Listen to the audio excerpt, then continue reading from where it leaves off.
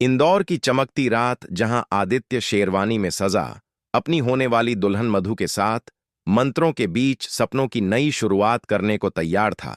मेहमानों की हंसी, तालियों की गड़गड़ाहट और माहौल में बिखरी रौनक, सब कुछ परफेक्ट था। लेकिन तभी मंडप के दरवाजे पर एक साय ने दस्तक दी। एक युवती हाथ में एक मासूम बच्चे को थामे चुपके से भीड़ को चीरती हुई आगे बढ़ी। उसकी आंखों में दर्द था और चेहरे पर एक अनकहा राज। आदित्य, उसकी आवाज ने सन्नाटा बिखेर दिया। यह तुम्हारा बेटा है। मंडप में सांसें थम गई। मधु का चेहरा पीला पड़ गया। ये कौन थी और क्यों लौट आई थी? आदित्य के अतीत की यह रहस्यमय किताब क्या होगा? अब इस शादी का एक पल में सब कुछ बदल गया, और जो हुआ वो किसी ने नहीं सोचा था। दोस्तों, कहानी की पूरी सच्चाई को जानने के लिए वीडियो के आखिर तक जरूर देखें, और कहानी में आगे बढ़ने से पहले मेरे वीडियो पर लाइक और Ananya Bharti inspired YouTube channel को सब्सक्राइब कर दें ताकि मेरा हौसला बढ़ता रहे। दोस्तों, इंदौर जहां पुरानी परंपराओं और आधुनिक तकनीक का मेल एक अनोखी कहानी रचता था, वहां रहता था आदित्य, एक ऐसा नौजवान जिसका दिल एक इंजीनियर की तरह तार्किक था, लेकिन सपने एक कवि की तरह रंगीन। आदित्य एक सॉफ्टवेयर इंजीनियर था जिसने अपनी मेहनत और जुनून से एक स्टार्टअप खड़ा किया था। उसकी कंपनी सपना टेक छोटे व्यापारियों को डांटा और कृत्रिम बुद्धिमत्ता एआई के जरिए अपने कारोबार को बढ़ाने में मदद करती थी। आदित्य का बनाया एक खास सॉफ्टवेयर सफलता सूत्र बाजार में धूम मचा रहा था। ये सॉफ्टवेयर छोटे दुकानदारों को उनके ग्राहकों की पसंद, बाजार के रुझान और बिक्री बढ़ाने के सटीक सुझाव देता था। लेकिन इस कामयाबी के पीछे थी आदित्य की बरसों की मेहनत। कॉलेज के दिनों में जब उसके दोस्त पार्टियों में वक्त बिताते थे, आदित्य रात रात भर लैब में कोडिंग करता था। उसने अपने स्टार्टअप को खड़ा करने के लिए नौकरी की कई पेशकश ठुकराई, अपने परिवार की बचत का एक बड़ा हिस्सा लगाया और कई बार असफलता के कड़वे घूंट पिए। एक बार तो उसका सॉफ्टवेयर क्रैश हो गया था और निवेशक पीछे हट गए थे, लेकिन आदित्य ने हार नहीं मानी। उसने दिन रात काम किया, नए कोड लिखे और अपने सपने को सच कर दिखाया। आज उसकी कंपनी मध्य भारत में छोटे व्यापारियों की रीढ़ बन चुकी थी। आदित्य की जिंदगी में सब कुछ सही चल रहा था, लेकिन उसके माता पिता रमेश और राधा अब उसके लिए एक अच्छी बहू ढूंढना चाहते थे। एक दिन राधा ने आदित्य से कहा, बेटा, तुम्हारी उम्र हो रही है, अब घर बसाने का वक्त है। आदित्य ने हंसकर टालने की कोशिश की, लेकिन मन ही मन वो भी एक ऐसी साथी की तलाश में था जो उसकी मेहनत और सपनों को समझे। कुछ महीने पहले आदित्य के चचेरे भाई की शादी में एक अनोखी मुलाकात हुई। वहां उसकी मुलाकात मधु मेहरा से हुई। मधु एक स्कूल टीचर थी जिसकी सादगी और बातों में छुपी गहराई ने आदित्य का ध्यान खींचा। वो बच्चों को पढ़ाने के अपने अनुभव सुनाती थी और उसकी आंखें तब चमक उठती थीं जब वो किसी बच्चे की छोटी सी कामयाबी की बात करती थी। आदित्य को उसकी मुस्कान में एक अजीब सा सुकून मिला। वो उसकी बातों में खो गया। मधु ने जब आदित्य से उसके स्टार्टअप के बारे में पूछा तो आदित्य ने अपने जुनून और मेहनत की कहानी खुलकर सुनाई। मधु ने बड़े ध्यान से सुना और कहा, आदित्य, तुम्हारी मेहनत और सपने बहुत खास हैं। जो इंसान इतनी लगन से अपने काम को करता है वह जिंदगी में भी उतना ही अच्छा साथी होगा। उस मुलाकात के बाद दोनों की बातचीत बढ़ने लगी। कभी कॉफी शॉप में तो कभी फोन पर दोनों घंटों बातें करते। मधु की समझदारी और बच्चों के प्रति उसका प्यार आदित्य को हर बार और करीब लाता था। एक दिन आदित्य ने मधु को अपने ऑफिस बुलाया। वो उसे अपनी कंपनी दिखाना चाहता था। मधु ने वहां काम कर रहे कर्मचारियों से बात की और जब उसने आदित्य का बनाया सॉफ्टवेयर देखा तो उसकी आंखों में चमक थी। आदित्य, तुमने सच में कुछ बड़ा किया है, उसने कहा। उस पल आदित्य को यकीन हो गया कि यही वो इंसान है जो उसकी जिंदगी को पूरा कर सकती है। कुछ हफ्तों बाद आदित्य ने अपने माता पिता को मधु के बारे में बताया। राजू शर्मा और राधा मधु के परिवार से मिलने गए। मधु का परिवार सादा और संस्कारी था। उसके पिता रमेश एक रिटायर्ड बैंक मैनेजर थे और मां पूजा एक गृहिणी थी जो अपने मोहल्ले में बच्चों को मुफ्त में पढ़ाती थी। दोनों परिवारों में बातचीत अच्छी रही। मधु की सादगी और उसकी पढ़ाई लिखाई ने रमेश मेहरा और राधा का दिल जीत लिया। रमेश ने कहा, हमें बस इतना चाहिए कि हमारी बेटी खुश रहे। आदित्य जैसे मेहनती और समझदार लड़के के साथ उसका भविष्य अच्छा होगा। इस तरह दोनों परिवारों की सहमति से रिश्ता तय हो गया। आदित्य और मधु की सगाई एक छोटे से समारोह में हुई और शादी की तारीख रखी गई। 15 अप्रैल 2025। आज 15 अप्रैल 2025 था। इंदौर के एक शानदार रिसोर्ट में आदित्य की शादी का मंडप सजा था। फूलों की मालाओं से सजी दीवारें, रंग बिरंगी लाइटें और मेहमानों की हंसी मजाक से माहौल गुलजार था। आदित्य शेरवानी में सजा मंडप पर बैठा था, लेकिन उसके मन में एक अजीब सी बेचैनी थी। वो मधु से शादी करने जा रहा था, एक ऐसी लड़की जिसकी सादगी और समझदारी ने उसे मोह लिया था। मधु एक स्कूल टीचर थी, जिसके लिए हर बच्चा एक अनमोल खजाना था। उसकी मुस्कान में एक ठंडक थी जो आदित्य के व्यस्त और तनाव भरे दिमाग को सुकून देती थी। आदित्य को लगता था कि मधु के साथ उसकी जिंदगी एक साफ सुथरे कोड की तरह होगी, हर चीज सही जगह पर बिना किसी बक के। लेकिन जैसे ही पंडित जी ने मंत्र पढ़ना शुरू किया, मंडप के प्रवेश द्वार पर हलचल मच गई। मेहमानों की भीड़ में से एक युवती आगे बढ़ी। उसके साथ एक छोटा सा बच्चा था, जिसकी उम्र शायद 3 साल रही होगी। बच्चे की आंखें बड़ी बड़ी थीं और उसके चेहरे पर मासूमियत झलक रही थी। वह अपनी मां का हाथ थामे डरते डरते चल रहा था। युवती का चेहरा गंभीर था, लेकिन उसकी आंखों में एक अनकहा दर्द था। वह थी सुधा, आदित्य की कॉलेज की प्रेमिका। देखते ही का दिल धड़कने लगा। 7 साल पुरानी यादें उसके दिमाग में तैरने लगी। वो दिल्ली के आईआईटी में अपने कॉलेज के दिन याद करने लगा। सुधा मैकेनिकल इंजीनियरिंग की छात्रा थी। उसकी चमकती आंखें, तेज दिमाग और जुनून ने आदित्य को पहली मुलाकात में ही आकर्षित कर लिया था। दोनों ने साथ में कई प्रोजेक्ट्स किए। रात रात भर लैब में बैठकर वे रोबोटिक्स के मॉडल बनाते, कोडिंग करते और भविष्य के सपने बुनते। सुधा का जुनून और आदित्य की मेहनत एक दूसरे के पूरक थे। वे एक दूसरे के बिना अधूरे थे। एक बार उनके प्रोजेक्ट ने कॉलेज की राष्ट्रीय प्रतियोगिता जीती थी और उस रात सुधा ने आदित्य का हाथ थाम कर कहा था, हम मिलकर दुनिया बदल देंगे। लेकिन ग्रेजुएशन के बाद जिंदगी ने उन्हें अलग रास्तों पर धकेल दिया। सुधा को अमेरिका में एक मल्टीनेशनल कंपनी में नौकरी मिली और वह चली गई। आदित्य अपने स्टार्टअप के सपने में डूब गया। दूरी ने उनके रिश्ते में खामोशी भर दी।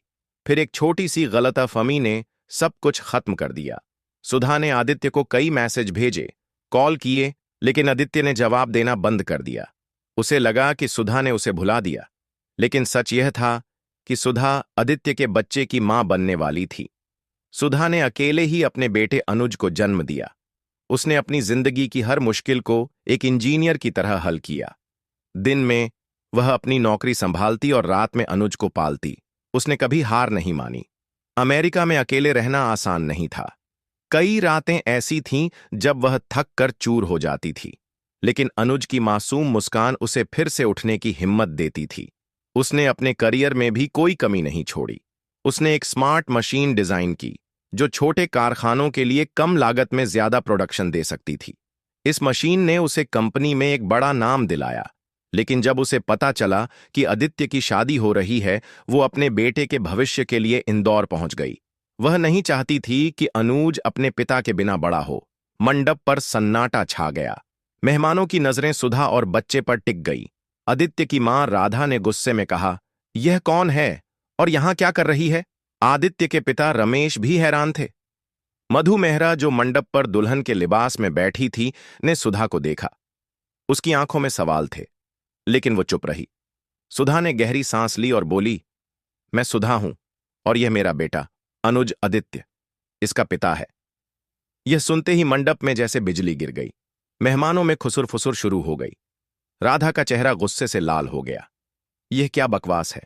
मेरे बेटे की शादी हो रही है और तुम यहां तमाशा करने आई हो, उन्होंने चिल्लाकर कहा।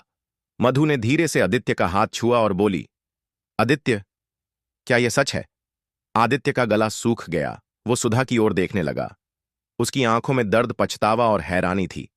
सुधा, तुमने मुझे पहले क्यों नहीं बताया? उसने धीमी आवाज में पूछा।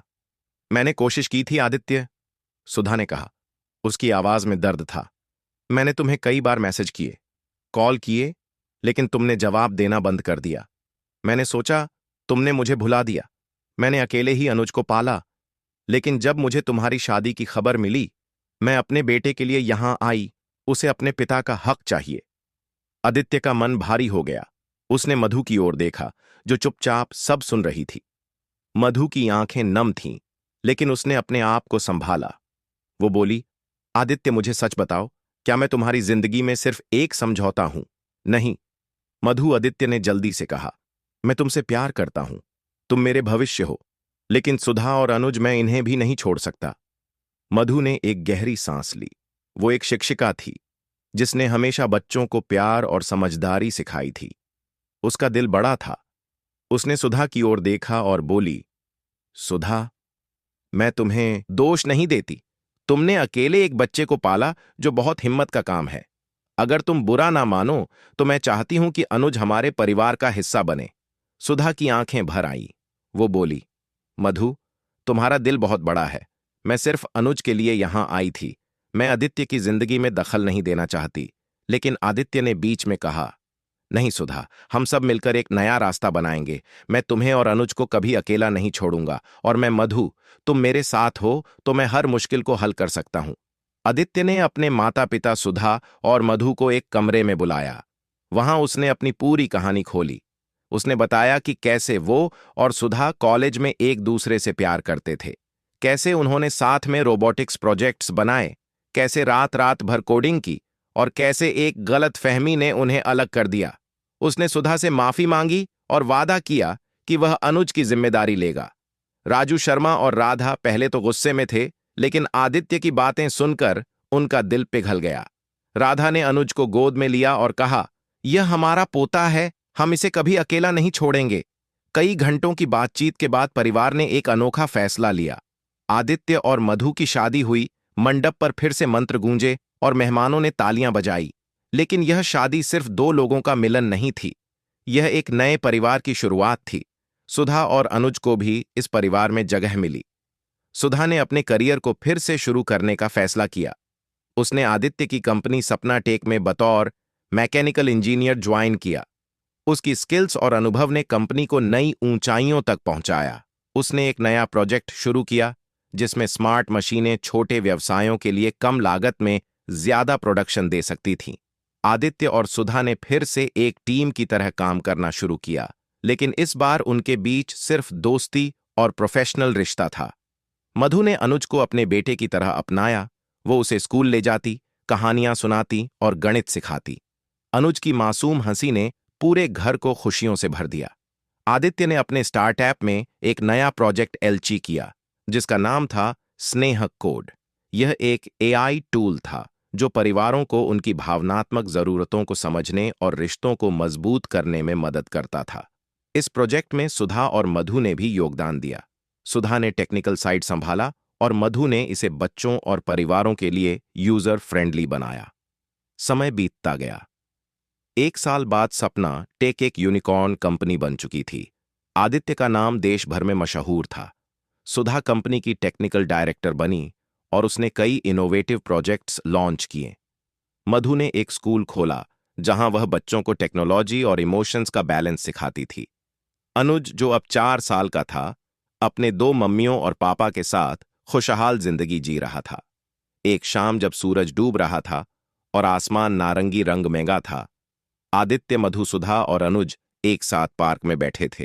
वो अपने छोटे छोटे हाथों से पतंग उड़ा रहा था। उसकी हंसी हवा में गूंज रही थी। आदित्य ने मधु और सुधा की ओर देखा और बोला, जिंदगी एक कोड की तरह है। कभी कभी इसमें बग आते हैं, लेकिन सही लोग मिल जाएं तो हर बग को डिबग किया जा सकता है। मधु ने उसको गोद में उठाया और बोली, नहीं, 4। अनुज ने हमें जोड़ा है। उस पल पार्क में हवा रुक गई। पतंग आसमान में ऊंची उड़ रही थी और चारों के चेहरों पर एक ऐसी मुस्कान थी जो किसी भी कोट से ज्यादा खूबसूरत थी। यह कहानी खत्म नहीं हुई थी। यह तो बस एक नई शुरुआत थी।